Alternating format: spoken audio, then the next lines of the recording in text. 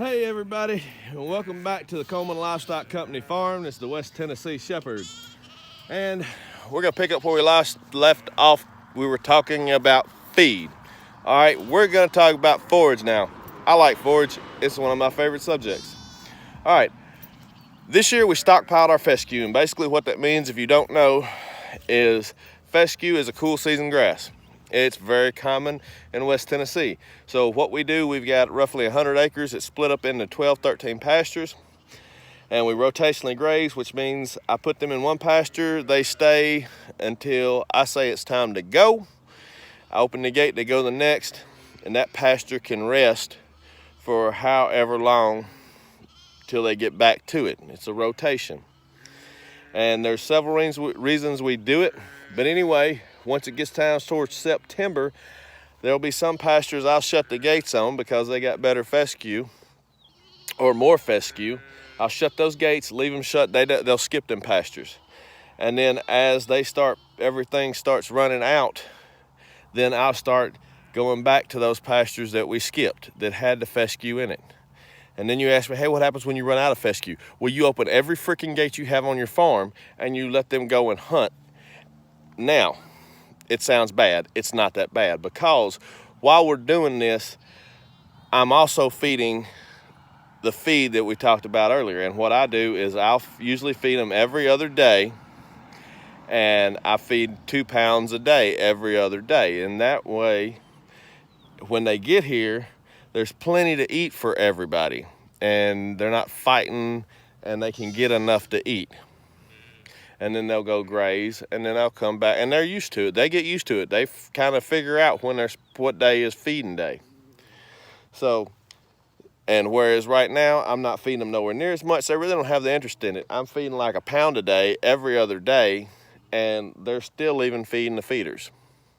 So, that's what we do as far as how we got through this winter. And that was a plan. It was planned that way. Last year, I did not do that. We could have did that, but it was my first year with a whole lot of sheep winter before last. And so we went out in November. I bought about 50 rolls of hay, and I wound up selling 30 of them at the end of the year, or once about this time, to some other folks that didn't have any grass left. So I sold them for less than I paid for them, but I got rid of it. I got some money back. Hey, no big deal. That's farming. But at least I had it. So, all right, anyway, about a month ago, I felt bad for them. Stuff was getting low. I said, hey, I'm going to go buy some hay. Most of your hay producers don't want to mess with 1 roll of hay or 2 rolls of hay, especially on short notice. And I wouldn't want to either, so I don't want to put them in that position to tell me no. So what I did is I went to a local feed store that sells hay because they have a farm. And this is what I got. Now, you see this roll of hay, it ain't been touched.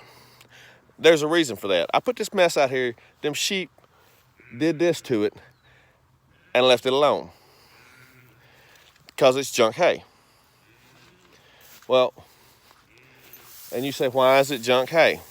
Because that means even though there ain't no grass, they'd rather go out there and try to find grass than eat this. It's a lot of over mature stuff. See those seed heads? Those are seed heads. And that stuff. This here is broom sedge or brome sedge. It's that brown stuff out there, that golden stuff. And that's because we haven't limed. And liming and pasture care is something that we'll get into later, but it's pretty expensive because this hasn't been done in a long time because we've been written it out. We haven't been farming it ourselves. So that's something we're working up to. But you get a lot of this broom sedge in there, it's straw. Here's some green down here, but basically it's over mature. It's past its prime. It was cut too late. I'm kind of a snob when it comes to hay. I'm not horse hay snob, but people tell me, well, sheep will eat anything. Well, it doesn't mean they should. Just like they say goats will eat. Now, the goats, they like this. I wound up using the other roll that I had for bedding for some other animals that we had and for the goats in the barn.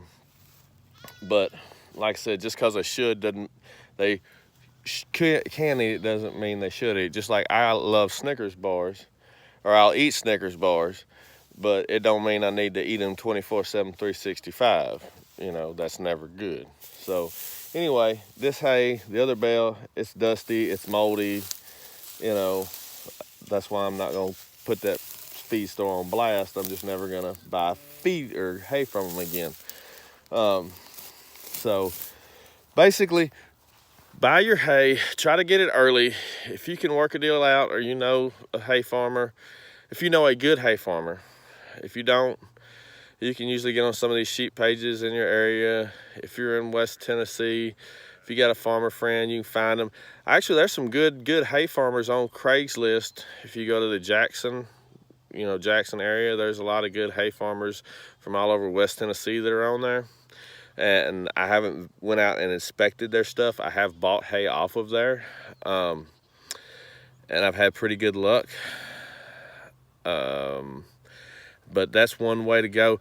There's even some high schools here where their 4-H programs, they harvest like the green space or fields around the high school. They cut those for hay, and they actually manage them and do a really good job.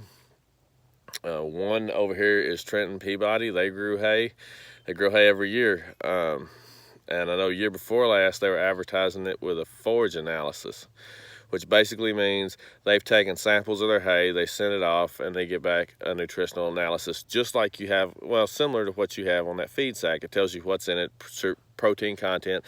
You know, it tells you a lot of information. That way you know if you have good hay or sorry hay. You can ask a lot of forage producers will do that. They will gladly give you a forage sample. Some will let you come and get a forage sample and send it off. Your worst case scenario, say, hey, I want to buy a bale, I want to have it sampled, and if it's good, then I'd like to buy more. It shouldn't take that long for that sample to get turned around. And a lot of them don't mind. But you say, hey, I don't have a hay shed. Well, you don't need a hay shed. You can line your hay up in a row outside. It's not a big deal. It will be okay if it's in a row. You know, worst case scenario, you lost 6 inches, but everybody wants barn kept hay. I do too. I think it's great. Some hay farmers, if they have storage for it, you can, because I've talked to some in the past, and some are all about the idea of, hey, I want to buy my hay from you up front, but I want to pay you like $5 a roll to store it. And you're like, why would you pay $5 a roll to store it? Because I want good quality forage. So I don't want it rained. It's never been rained on, so why start now? Because them 50 rolls I bought, we had a ridiculous amount of rain, and if you got them butted up against each other out here in a row, they'll start growing mushrooms, they'll mold, stuff like that. So you got to spread them out, stick them on pallets. So hey, I don't want to deal with that. It's easier for me from this point. My point of view is I work, I have sheep. If I let the hay man, whose job, he's hay guy 24/7, that's what he do. Let him do him and work with him. You're gonna write it off on your taxes anyway.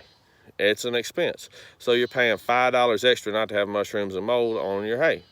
Or you'll be like me out here, I ain't dealt with hay in 20 years, so I'm out here spreading bales out and this, that, and the other, and then I gotta peel off this first 6 inches and throw it on the ground, and you know, then I can feed the hay. So, you know, a lot you forget when you ain't done that, messed with that product in 20 years. So let the hay guy do his thing, pay him for it, go on, and saves you headaches. Same with feed. Lots of people like to mix their own feed. So I buy it in a bag. Let the feed mill be the feed mill, pay them for it, write it off on your taxes, and gladly go on, and it saves you headache time. Because time is everything, or at least that is to me. Those are seconds of my life that I'm not going to get back. I don't want to spend them doing arbitrary things that I could get somebody else to do, and it's not a big deal. But basically, you want quality forage. Get a forage analysis. You can have, it's not a big deal. It's pretty common. Go inspect it. I'll take a pocket knife, but like I said, if you got to kind of know what you're looking for. And I just dig out a core, or dig a hole in there, if they'll let me. And you can start looking, and you can figure out what's in that bale. For the most part, you know, if it's stored outside, well, that's, you know, things like that. You have to be careful buying hay, but that's why I say if you go to a guy that's reputable, go to co-op.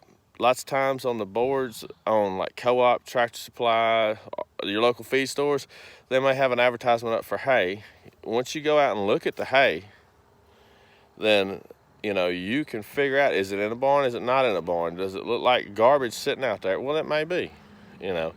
Has it got net wrap on it? If it's John Deere net wrap, hey, that's great, because it does a good job of holding that bale tight and making the water shed off. Those are just things you look for. But the best thing, the telltale thing, is a forage analysis. If you don't know how to read one, we all got county extension agents. You could take it to your county extension agent. He can read it for you. And that's another thing. Go to your county extension agent. He probably knows who makes hay. Go to the sale barn. There's probably on the bulletin board up there, somebody's probably got an advertisement for hay. But you want quality hay. And if you're a new guy, get a forage analysis.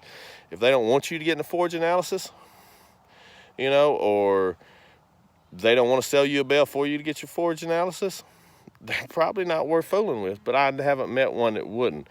So that being said, hey, it's important.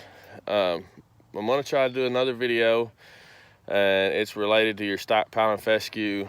And it's, instead of spending your money on hay, we're going to show you about, I want to show and explain cover crops to you. My dad basically did the same thing back in the day with cows.